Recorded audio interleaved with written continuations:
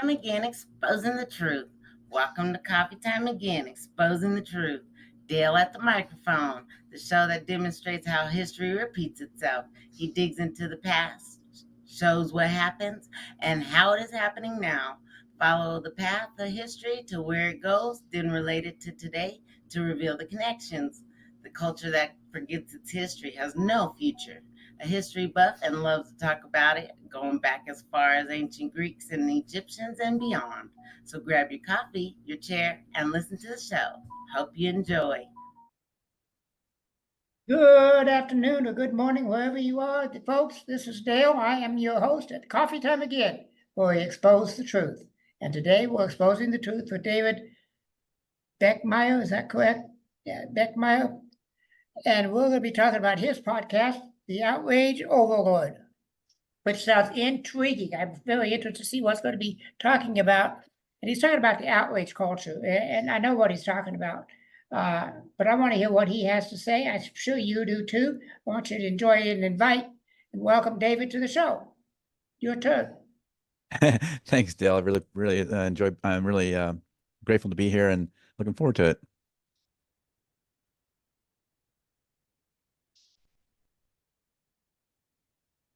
What happened? No, are you not getting me now? No, I'm getting you. Okay. Yeah, so you want me to start diving in a little bit about who I am and stuff, or where do you want to go? I sure do. All righty. All right. Well, again, thanks for having me on the show. I'm David Beckmeyer. I was a longtime tech person, so I kind of grew up in tech in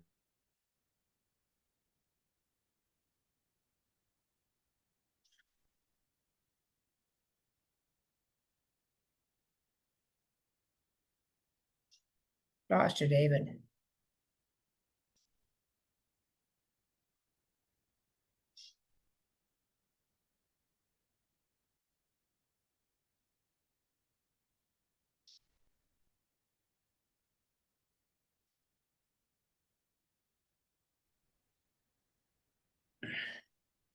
All right, go ahead. I'm sorry about that. Oh, I'm sorry. So you're edited, so we can kind of just you can kind of fix it. Okay. Yeah, I apologize. Yeah, I apologize. Yeah, right. I'm David Beckmeyer. I'm a former tech guy. I was in tech for a long time here in Silicon Valley, sort of tech world and tech startups and things like that. And kind of was in that space for quite a while, and I retired from that a few years ago, and kind of looking for things to do, and also with the kind of heating up of politics, things like, I don't know, the 2016 election seemed to get people kind of riled up, and a lot of people were kind of disconnecting from each other, and people losing relatives and losing friends over politics, and seeing that around in my life. And also then you kind of had the COVID issue and lockdowns and people kind of fighting about that. And again, another cycle of people getting mad at each other and breaking friendships and disconnecting from family members and things like that. So seeing all that kind of happening around my life. And I was also one of those guys getting out there in social media, Twitter fights and stuff like that, and kind of reached a point where this doesn't make any sense, or what's going on out here? What's going on with us that we're so divisive and so ready to get in a fight with our neighbors and things like that. So I sort of started looking into that and saying, what's going on here? And I settled on this idea of outrage kind of being a centerpiece of it, right? Like there's so many people that are incentivized to get us mad, to get us outraged about things. And so I thought, well, I like talking with experts, and I like talking with scientists and others that are kind of looking at this space. Is anybody looking at this space was my first question. And yes, there are. There's a lot of people that are concerned about this, see this as a big problem for our society. And so, okay, well, that'll be interesting. I can go on a journey. I'm an amateur. This is a whole new space for me. I've never done this kind of thing. So I can go on a journey, and I can take listeners along with me to go kind of study this. Like what's happening out there? What is the research saying? What are experts saying? Who out there is kind of working on this problem? How are they working on this problem? And that's kind of what started with the podcast. I settled on a podcast as a way to, I was looking at, is it a blog? Is it a blog? Whatever. So I settled on a podcast because I thought that's an interesting way to have a little bit longer form. So you can do a little bit more than the 2-minute thing that TV can do. We can take a little deeper dive. And also, but I can, as a layman, I can keep this, accessible to ordinary and understandable by ordinary. You don't have to be a scientist or a researcher to kind of understand what we're talking about. So we don't mind getting in the weeds a little bit, but we don't go super deep into the math and all that. I try to keep it approachable so any of us, any dummy like me, can kind of understand it. Yeah, kind of like me in my math. Right? I started this show in 2000, not 2000, 2020, because I wasn't reading the blog. So I Yeah, said, I'll make right. you listen. So I started the podcast. Anyway, let's guess what, you just told us what inspired you to start this and going on. What have you learned? Some of the most important things you've learned about the outrage culture since the start of the podcast. How long have you been podcasting? I started in 2022. Okay. Uh, at the end of 2022, I started doing research, earlier, Well, yeah. all that, but the first episodes were released in late 2022. So I'm almost 2 years in. I'm about 80 episodes roughly in, kind of looking at some kind of milestone when I get to 100 episodes. We'll see. Um, uh, yeah. And so I don't know, it's hard to capture just one thing, but I've certainly learned it's more complicated than we often think. We like to simplify things. There isn't sort of, if you look for a bad guy, there isn't sort of Mr. Plum in the library with a candlestick or something like that. It's more complicated than that. There's no easy solution. There's no easy kind of person or entity or something that happened that we can fix. It's a whole bunch of things. I've certainly learned that a lot. It applies to everyone. Like, this isn't a left or right thing. Like, we all fall into these things. We are all practicing this behavior. Our side is doing it. The other side is doing it. You can't blame one side or the other. We're all guilty of this, and and we're all the same humans, right? We have the same psychology in a lot of ways. I mean, there are differences in people, of course, individually, but a lot of our psychology is similar, and we tend to fall into these same things. We get sucked up in it, and it's and I've also learned that it's a hard problem that it's not going to be easy to fix. It's probably a generational thing. It's going to take a while to really work on this and turn it around. And another thing I've learned is there are a lot of people looking at this problem. So there are people that consider this a big societal problem that we do need to focus on and figure out how to kind of turn the spiral around the other way.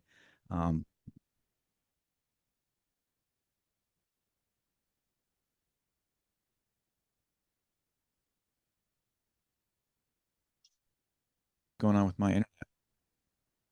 That's all right. I can edit it, but if we do this too much, we'll have to reschedule. Yeah, if you want to reschedule, I mean, I'm open to that. I really Okay. apologize. I don't know what's going on with my internet. It has not done this to me literally in years. Yeah. So The guy's so it's supposed to be on crazy. Facebook. Yeah, I mean, I'm supposed to be on a good internet. I pay for a good internet connection. They should not be doing this. I mean, if you want to give it one more shot, we can, Yeah, or let's we do can, one more or we can shot and see reschedule. what happens. And then if not, Where'd you lose me? you just say, what were you saying? I I think don't know. well, you asked about what I've learned. Yeah.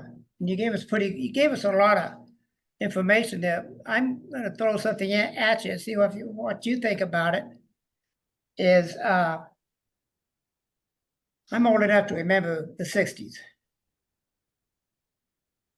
And I think that's when a lot of this outrage started with the Vietnam War and the race riots. And I think that's what started this whole mess. And then everybody just kind of bought into it over time. Then we started getting worse things going on. We got the Iraq War going on, and then we got the Afghanistan War, and it escalated to where we're at today. And I think it's continuing to escalate. What do you think about that? Yeah, I mean, I don't think there's any one thing, but yeah, you can certainly say this has been a 60-year escalation, and in a lot of ways, and from a lot of sources, and in a lot of ways. I mean, if you go back, I know your show kind of likes history. I'm kind of a little mini history buff myself. If you look at some of that, there was a time when both parties, one of the voters were complaining the parties were too much alike. That there wasn't enough distance. So some of this goes back as far as that the parties tried to start um, differentiating themselves and sort of standing apart and sort of pick at it. And that they intentionally tried to what we call issue polarization. They intentionally tried to carve themselves out as a niche. And that's, and we also saw, if you talked about like back in the 60s and even before that, there used to be conservatives in the Democratic Party and there used to be liberals in the Republican Party, and since we've started that, trying to separate and define themselves, that's kind of doesn't happen anymore, right? Pretty much all the conservatives are in the Republican Party and all the liberals are in the Democratic Party now. So that's a big change. And we've sort of grouped up in a lot of ways. We've even decided what zip code we want to live in based on whether they're red or blue. So we're not even meeting people and having conversations as much as we used to with people across the aisle. But yeah, throughout that time, you had things like you mentioned the issues in the 60s and the war and some of those and civil rights and some other things there that were started some divisiveness. We also had other things in the 90s. Things heated up. We had more talk radio and things like that, and we started to really have more partisan. People wanted more partisan. Like, you can't really blame the media; they serve an audience, right? And the audience wanted. So it's easy to find, try to say, oh, it's all the media's fault or whatever. But it's not, you can't just blame the media because they're just doing what we want. We want that stuff. So what you found is there was a appetite for this kind of more partisan material, Right. and that's only escalated over time and heated up. And so it's kind of a vicious cycle. Like I said, it's like a cycle we have to somehow start reversing, because it doesn't end well if we just keep kind of getting in our bubbles, screaming at the other side amongst ourselves. Like this, you're not going to change the other side if all you do is get with your friends and talk Right. about how bad the other side is. Like, Right. nothing's going to change. You have to talk to the people on the other side, right? If you want to try to resolve things or straighten things out or understand each other. And we're just not doing that very much, and we're not incentivizing it either. So our leaders, so I don't put it on any one issue, but yeah, there's just been this escalating, case from the 60s, and then you saw a big jump in the 80s and 90s, and you saw more Yeah, so this has just been an ongoing thing 60 that's years. been increasing over time. And the big thing is we just have to get better at having uncomfortable conversations with people we disagree with. Yeah. Excuse me. Yes, I know. I did almost a whole show with one gentleman on effective communication and what we have to do. We have to sit down, not as a big, large group, but 3 and 4 people who are opposites, and have it. And if you get down and get gut wrenching, honest with them, I believe you're going to come up with a lot of the same things. Right. You'll find you're not as You different said. as you think you are. Right. Yeah. You'll have a lot in common, even if it's not, there'll probably be issues you may not come to agreement on, and that's fine, but Yeah. it doesn't make the other side evil because you disagree about a certain issue. And this is the problem now, is we've have this moral attachment. And if people have or have a different opinion than us about a certain issue, we just consider them bad people. Not only are they have the wrong idea, but they've got bad intentions, and they're evil, and they shouldn't even, they basically don't even deserve to be in the country at some point, right? And we've got to start undoing that kind of thinking. Yeah, we most certainly do. I have a friend here who's on the opposite side of me, and he says all Democrats are evil, not a few, all of them. And he's very inclusive with the whole bunch. Yeah. And Well, I and that's have to, another thing we do is that just that broadcast, that yeah, broad-based simplifying things. Like, the real world is full of most people that probably don't agree with the party they may associate with the most on a bunch of things, right? right, That's what the real world looks like. But we get this perception, both the TV shows it to us, social media shows it to us, that there are these people that are hardliners and they're just, only support their side. And so we get this misperception that that's what the world is made up of. But all the data shows that the world is much more made up of more nuanced people that, they agree on this. They maybe align with this issue that kind of aligns with the blue side, and they align with that issue on the red. There's way more of us like that than there are those people that just agree with everything on the red or blue side that's and right. want to go fight it. But we get this misperception that that's how it is, and so we are very uncomfortable when we run into people that don't have a different opinion than us, and it's really hard for us because we've never heard. We're so used to not having anybody disagree with us, right? We sit in our Right. bubbles and we sit around and say, "Isn't this the way it should be?" And everyone says, "Yeah, that's the way it should be." But then we run into somebody with a different view, and we have a hard time with that because we don't have any practice at it. And No, we don't. like you're talking about with those small groups, there are a bunch of, I talk about people working on this. There are a number of organizations. In fact, I think Peter Coleman, one of the people that is sort of a been in the bridge building space, what they call the bridge building space for quite a while. talks about there's like 10,000 or 8,000 these organizations, but and there very well could be, but maybe that's part of the problem. There's sort of too many organizations, but there are several. You may have heard of Braver Angels, and they organize these kind of conversations. There's another one called Crossing Party Lines. I'm a trained moderator for Crossing Party Lines, and we hold these conversations where it's whoever shows up. We're not necessarily going and grabbing 3 people on the left and 3 people on the right, but generally people participate across the spectrum.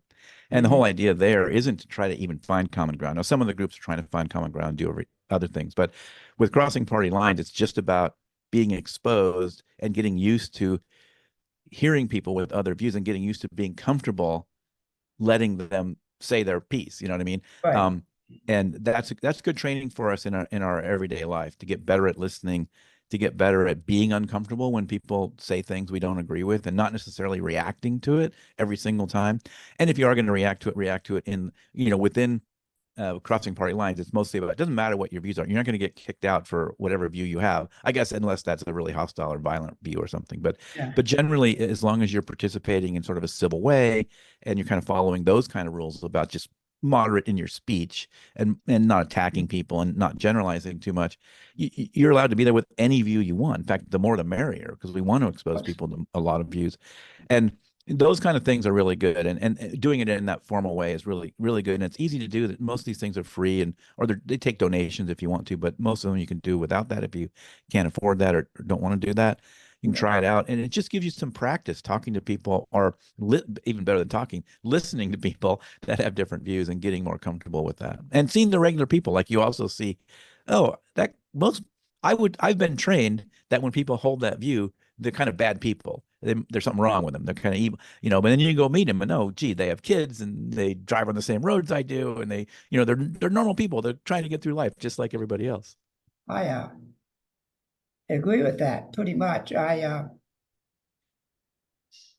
I talked to on my podcast show yesterday does the same thing, but he does it as a pro session, and the conversation session.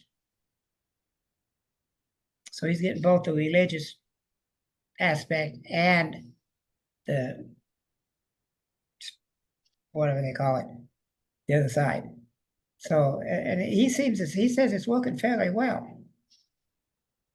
Yeah, there are a lot of exact words, but yeah, there's a lot of folks in the religious community working on these kind of things as well. Yeah, so I also talk to I kind of call that my practitioner category, these different practitioners and doing things like the Braver Angels kind of stuff. But yeah, and you see practitioners from various religions also working on this, religious practitioners as well.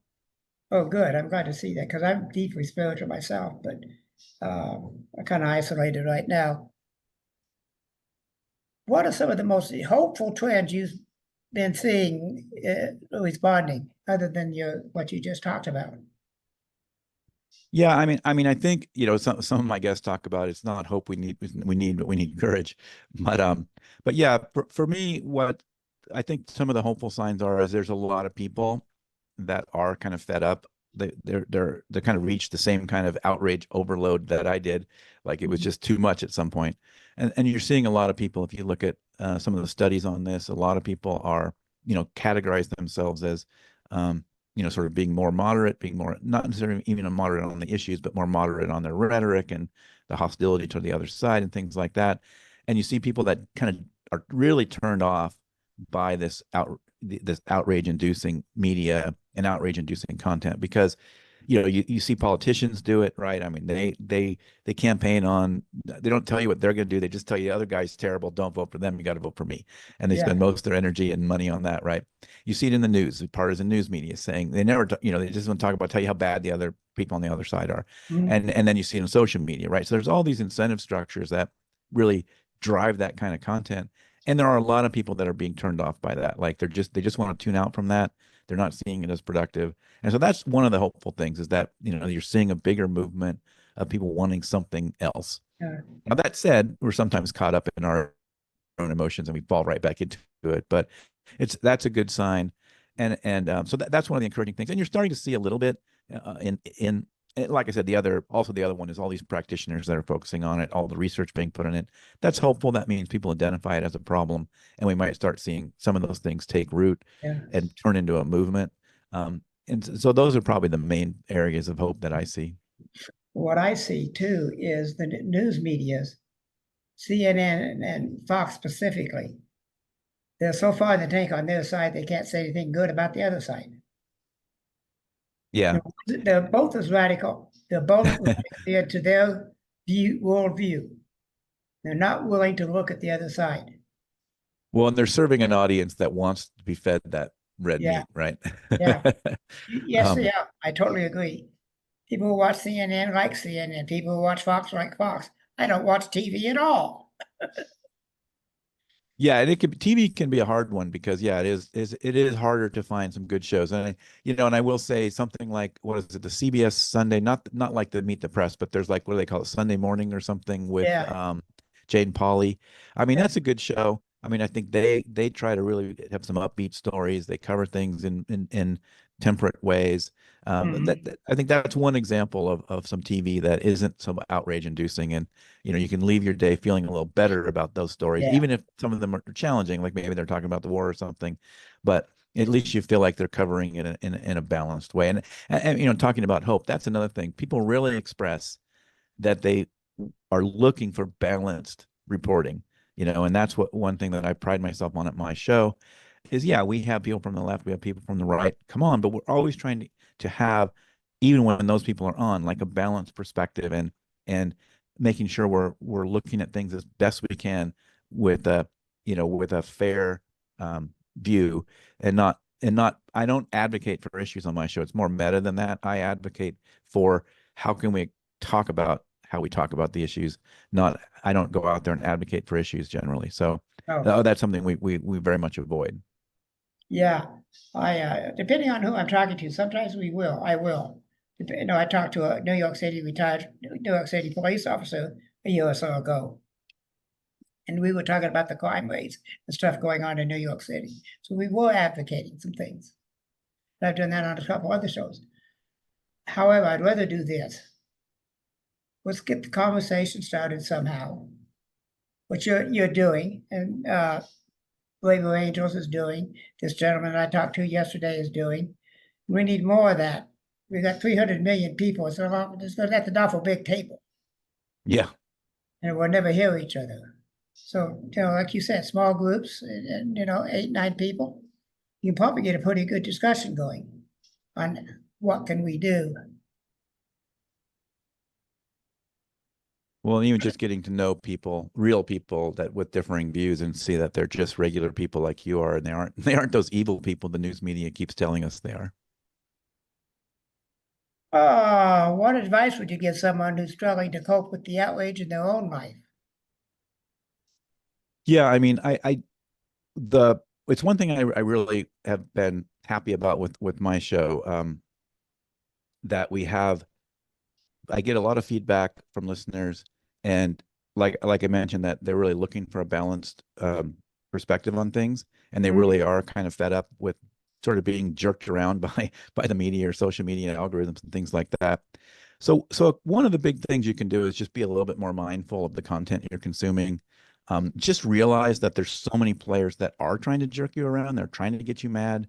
They're trying to kind of shut off your rational brain and turn on your emotional brain, which makes it then harder to assess what they're saying and that kind of thing. So if you're going to tune in, maybe tune in with that attitude. Just kind of put a little mindfulness to that um, they are trying to do that to you, and maybe try to question your own side more. It's easy. We're always in the mode of criticizing the other side. That's kind of just like our thing, right? We do that. Yeah. But be critical of your own side. Like maybe they're trying to manipulate you too, or maybe they're not quite giving you the whole story.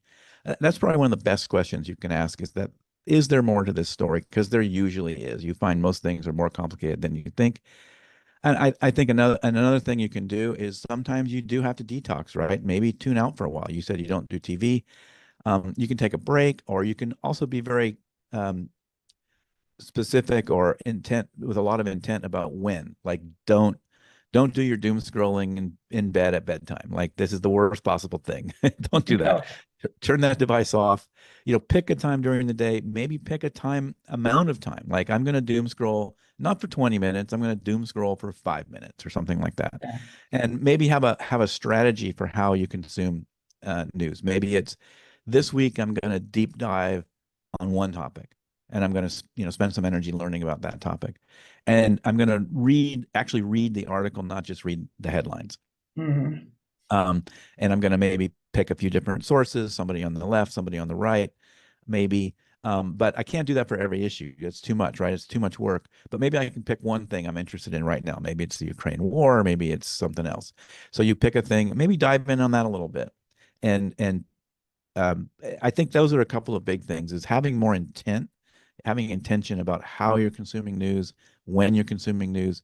That can really be a big distressor. And some of it is really dumb. It seems like dumb, sort of woo-woo, nonsense. But get some sunlight, get outdoors, go for a walk in the sun, You um, bet. get some fresh air. You Um, need that vitamin D. you need that vitamin D. And, even if it's just some mindful breathing, you know, there's a lot of things like that that seem like it's, kind of, oh, that's not, I can think my way out of this problem. You can't always think your way out of problems. Sometimes it's easier to act, like do something, go for a walk, get outdoors, even take a nap, go to sleep. Like, we're not getting enough sleep. Take a nap. It's No, okay. boy, are we not. My next podcast is at 8 o'clock tomorrow morning. Yeah. Yeah. It's been a week. It took a week. I took the month. I always take the month of August off. Did I think one show the entire month because that's my anniversary month? So I usually just take it off. But since then, I've been doing 5 and 6 shows a month, and it gets to editing and everything. It's getting to me. It's So a I lot. take a time out to walk. I did this morning. Uh, how can we teach people to be more critical of the information they see online and read in the media?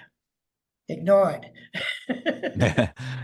Yeah, I mean, I'm a one of my, I guess one of my buttons, you can trigger me about news media, when the folks that say, well, I don't believe I can't trust anything anymore and stuff like that. And I get it, because I can see why you can get to that point. But, the reality is there's more good journalism today than there's ever been. That it's a myth that things were better, 75 years ago or whatever. But there's also more bad journalism. So the challenge today is it's really hard to find it. And with the internet, it all looks the same. So you can't tell the difference. It's the same font. It's got nice graphics. It Yeah. looks professionally done. So, I mean, I do get it. Like, the challenge is really hard, but there is good journalism out there. I would say, if you only have so much time in a day, there are some tools that can really help. Like, I would really highly recommend, there's a newsletter you can subscribe to called 1440 News. It's like an email newsletter, and they'll curate every day and give you an email of, stories, and they'll, give sources. And their thing is really to give you as independent as they can sources, and let you, not trying to give you an agenda, just say, here's independent reporting that we think is pretty neutral. And then you take that wherever you want, and Mhm. and you can decide what your position on these things are. But it saves you a lot of time, and they have a good team of journalists that are really passionate about being neutral in the news. So 1440 News is a good example of a way to save some time. If you only have 10 or 15 minutes a day, or even less, maybe, it's a great place to start, because it's going to have done a lot of that work for you, where they picked out some neutral stories, or some neutral coverage of the stories in the news. And you get an email every day. You don't have to look at it every day, but when you want to, there's one there, and you can pick out. And even at the end of the week, maybe you go through and find 5 of the stories you want to look at the end of the week. But that's a good one. Yeah. There's a service called Otherweb that's like an online thing. It's a little trickier to use, but you can do some filtering, and they do ratings of content. One of the challenges of, you have these rating services that will say the reliability or quality of a publication. One of the challenges with that is even a good publication puts out bad stuff, and Mhm. and likewise, a publication that might rate low does some good reporting as well. So you really need to rate individual stories, not the whole thing. So, because if you rate the whole organization, you're getting an average of between their good stories and bad stories. It doesn't mean that every story they do is 80% good. It means that 80% of the stories are good, and you don't know which one you're looking at when you pick one out. So No. services like that can really help. But so even if you go to those fact checkers and you go to some of those sites like Ad Fontes that only rate at the journal at the publication level, it's still not quite enough because, like I say, good publications put out bad stuff and vice versa. So it really is a challenge for folks. But Yeah. a lot of it is asking yourself those questions. Is there a motive behind this? Are they telling me the full story? Is there more to this story? Those are some of the best questions you can get, you can ask before you sink into the emotionally, I really like this story, it's making me mad. That should really be your signal that you need to step back for a second and say, maybe there's more to this story. I'm getting mad. Am I getting mad, for good reason? Like, is this really, am I getting enough of the full story here that I should be this mad? Because maybe there's more to this story, and there almost always is. And like I say, it can be hard because it's an effort to go do all that process, right? You can't just, there's no magical place you can go and get, the best possible news. I've had an issue for a while with fact checkers. Where do they get their facts? There's been a lot of studies on this, and it is interesting that, it's funny that there's been a lot of cases where people have done studies about taking people on one part of the spectrum, and maybe conservative and liberal, and then try to be neutral to fact check things. And what you find in that is that they do fact check about the same. Like, people are good-hearted, they're trying to be truthful, and they come back with about the same ratings, right? Whether they're conservative or liberal. But what happens is, if it was rated by an organization that isn't clear that they have a mixed team like that, then it's, as you lose the trust. People tend to lose the trust because, it was only a bunch of liberals that rated it, or it was only a bunch of conservatives. Yeah. But you're right. I mean, even fact checkers sometimes get it wrong. I mean, what we Yeah. find is usually they're pretty good. But Okay. again, you still might have to ask yourself, am I getting the full story? The story. Right? Is the full story, is there more to the Yeah. story maybe that they didn't see? And maybe that was intentional. Maybe, they might have motivation, but maybe it was also like deadline, like they only had so much time to get that story out. Maybe it was, something sort of innocent, but it still left part of that story out. Maybe they couldn't get to the people they wanted to get to, like they weren't available and stuff like that. So, but yeah, I don't know. I think if you look at the fact checkers, they are generally right, but they are generally pretty good, but it can be a challenge because, you can lose trust in these things. And that's when that's when things kind of fall apart. When you get to the point when you don't trust anything, it gets really hard now, because now what do you do? And it makes us get really antsy. We get uncomfortable, and we get ready for sort of radical solutions when we don't trust anything. So I really get nervous about us being so untrustworthy of everything, but I understand why we get there. I absolutely do. Oh, yeah. I can understand it very clearly, and why people get to these points, because that's all they've been fed for so many years. And they get filled up to here going, this is enough. That's why I call it overload. Yeah, well, maybe a little higher, but I'm sure.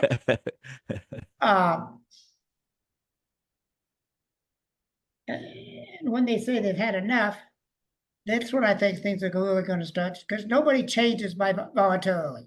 They're always forced into change. Once they get to that point, whether it's self-force or somebody's forcing them some way or another, that's when effective change starts. Right. Because I spent time as a drug and alcohol counselor, 24 years, and as a therapist. And I know from my work with the addicts that you're not going to change them by talking to them. They've got to have something. They've got to lose so much that they can't handle it anymore. The Yeah, more if you things look, you take away, the more apt you're going to get them sober. And I think that's the same way with this. yeah, absolutely. I mean, if you look at a lot of the people that study this kind of thing, one thing they've done is a lot of studies internationally where you've had situations like we're in now, where there was a lot of polarization and divisiveness, and it kept spiraling. And the places that got out of it for just that reason, right? They hit some kind of a rock bottom. Like, it's harder to find. It may not be the same for everybody, but it was always something like that. Like, they hit some kind of a rock bottom where they said, we don't want to do this anymore. Yeah. And so everyone says that'll be what changes it here. And I'm still trying to figure out what that rock bottom looks like. You know it when you feel it. I'm an alcoholic, and I had my epiphany, if you want to call it that, 35 years ago. And I knew it very well yeah. I was done. I knew it. Knew it just as well as I knew my name. I was done drinking. But when you find it, you know it, and you can't deny it. Me Yeah, not. and I don't. I mean, a lot of people said, it'll be something like the pandemic might have been it, right? Because it was like an No, external threat. It wasn't enough. no, I didn't think it would be because people were getting different news, different views from different places, media about the pandemic and what was going on. They were getting very frustrated and angry at the mandates, the mask and 6 feet away, and they're still complaining at Amazon because now that Amazon's making them go back to work in the office, and Right. they're mad about that. And Amazon profited the most on us all staying home, right? Yeah, Because we'd order everything on Amazon. I order a lot from Amazon. I support Amazon. Yeah, So right. how can we teach people to be more critical? Oh, we just did that one. Duh. I said all kinds of facts to Uncle George and Sister Maggie. Why don't they come around to my way of thinking? Yeah. Well, a lot of us, yeah, I mean, this is a common thing. I mean, I get this a lot that listeners say things like, man, if I just give them the facts, they'll have to change their mind, right? If I give them the facts, and it's just not how, I mean, you talked before about how you can't change an alcoholic's mind. People change their own mind, right? So you can dump facts on them all day long. The more facts you throw at them, especially if you're sort of using facts like a weapon, the more they're going to dig in on their Right. position, right? The facts aren't really going to help them change their mind. So, and this is a big problem. And it's also a misperception or something called naive realism, where we believe that everyone else would come to the same conclusion given the same facts as we did, because we're smart, we're rational, we did the right thing. So if we just give them the same facts, they'll come to the same conclusion. Well, that's not how it works. I mean, even with the same facts, not everyone's going to come to the same conclusion, right? Oh, They're going to put their own views on that. They're going to put their own life experiences, everything else on those facts, and then they're going to come to whatever conclusion they come to. So facts are not the way. I mean, there's some things where facts kind of change people's mind. If it's not, there's no emotional attachment, there's no moral attachment.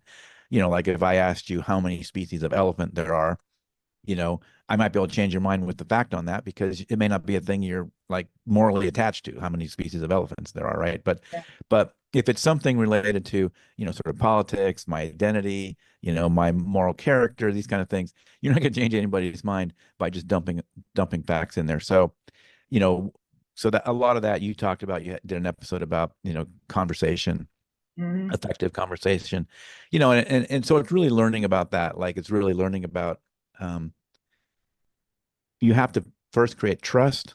You have to first, you know, actually listen, like not just kind of pretend to listen, but actually understand the other person's point of view.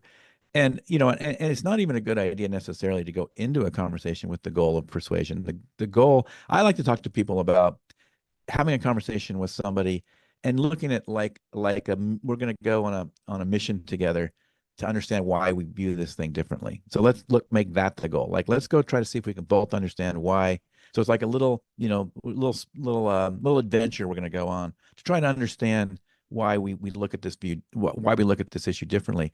And then there's no loser in that, right? You no, don't have a winner or a loser, because we're both trying to do the same thing. We're both trying to understand the other person's, and so there's not really a side to that argument. And if you go in with that can help. And so just going in thinking you're going to change somebody's mind is probably not the best approach anyway. So go in and think that you're going to learn something, and you're both going to learn something, and you'll understand each other's position better. And if you do want to change somebody's mind, again, you don't change anybody's mind. All you really do is create space for them to maybe look at alternative mhm, perspectives and maybe think about it. Maybe they change their mind then. you But even need, that, the probability is low. But at least there isn't really a winner or loser in that. If you sort of go in with that mode, that you know, I still think my way's better. I think your yeah, way's the wrong way. But we can try to talk about that and understand why we both think that, because you think the same thing about my way, right? And right, that's what people don't understand when they go in these conversations. Everything you're thinking about them is what they're thinking about you if you're yeah. that far apart on an issue. So that's yeah, throwing those facts out there isn't going to change anybody's mind. No, it's not. And just came into my mind, if there's no loser, you had a better chance because we get into this winning modality. We Yeah. want to win. We are We're and, right, they're wrong. right. I want to win. I have to win. And that I think is leading some of this is leading part of this too. Oh yeah, for sure. I mean, and social media really creates that, right? Because you get like all these, you get all the likes and the shares if you're right, and you could show them you're right. Now, how is one of those arguments you won on social media ever changed anyone's mind ever? No, It's never changed anyone's mind ever. no, I got involved in those Twitter wars back in the few years ago when it first really started getting big. Twitter started getting really big, and I finally just gave up. I was just getting frustrated and more angry and going, this is ridiculous. I don't need time for this. I don't want to deal with this. I got important things to do. So I stopped. The only thing I do on Twitter now is advertise my shows. It's one of the places Right. I advertise when I put it online.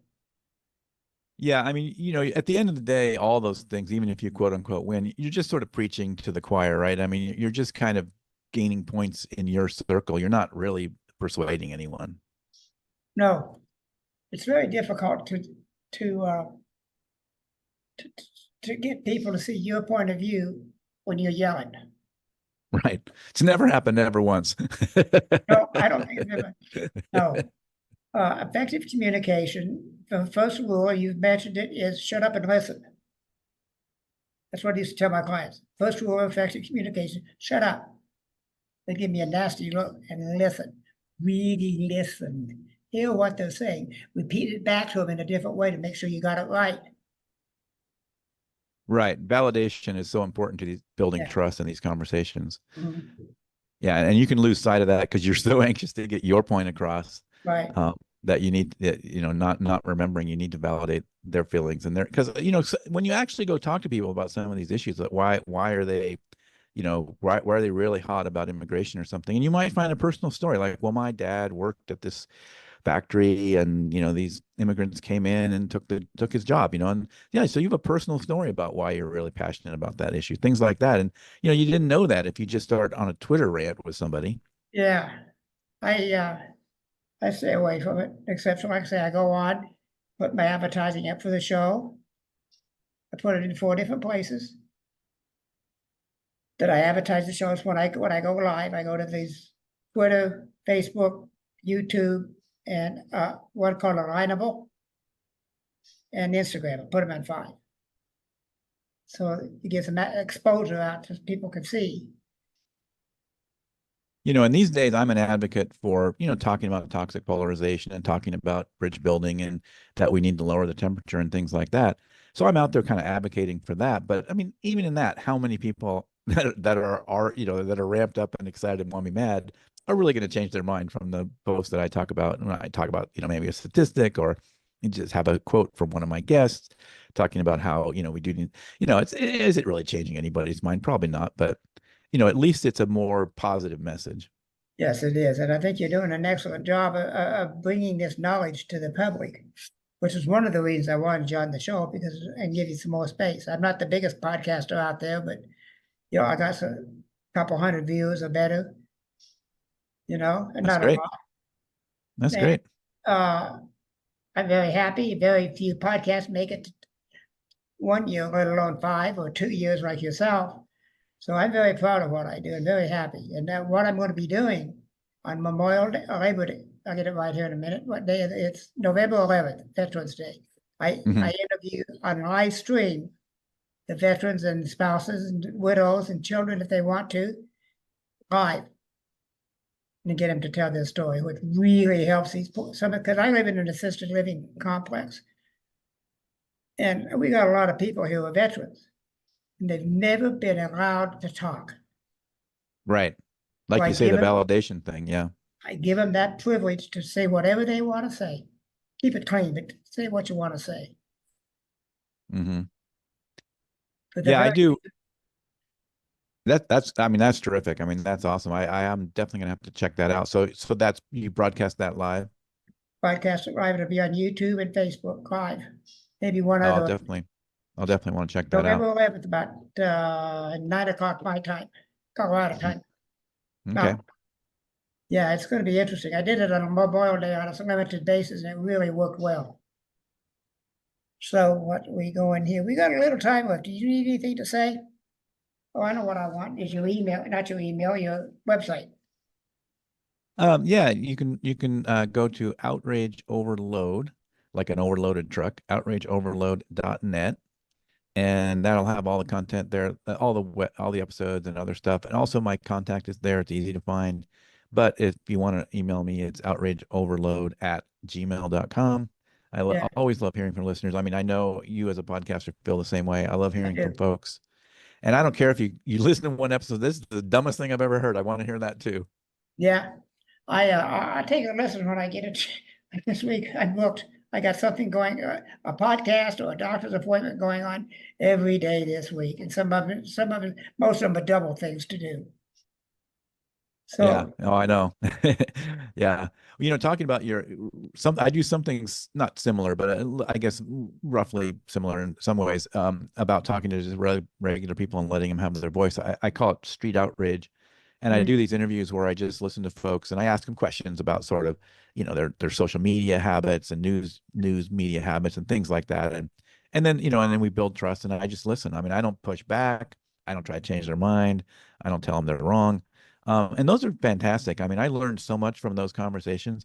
And folks, you, it's really funny. People feel you see this change in people that you could tell when they say some of these things, they're almost waiting for you to push back or to, tell them they're wrong or somehow turn it into a fight. And so when you don't do that, it's like a whole new, wow, that's weird. Now a new what? experience for them. Yeah, They're it's a trying whole to new figure it experience for out. them. And I've learned so much from those conversations. Yeah, I bet you And have. and it's really helped me. It helped me a lot with the show and just kind of understanding all the different perspectives that are out there. Hmm. I I've thought about doing a street show like that, just talking to people about whatever they wanted to talk about.